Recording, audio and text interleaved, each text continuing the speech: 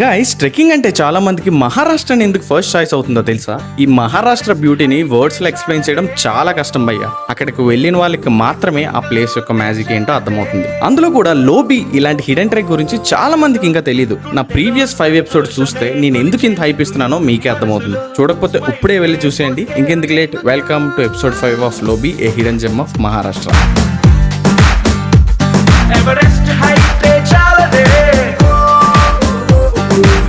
Day 1 అంతా 20 to 25 kilometres trekking, non stop rain, dense forest somehow complete చేసాం. కానీ day 2 మాత్రం కంప్లీట్లీ ఆపోజిట్. మార్నింగ్ మా రిసార్ట్ నుంచి కనిపించే ఆ బ్యూటిఫుల్ వ్యూ తో డే 2 స్టార్ట్ అయింది భయ్య. నిన్న డే 1 అయితే ఎలాగోకలా గడిపిస్తాం, కానీ డే 2 కొంచెం భయం వేస్తుంది. ఆల్రెడీ వర్షం స్టార్ట్ అయిపోయింది అనమాట.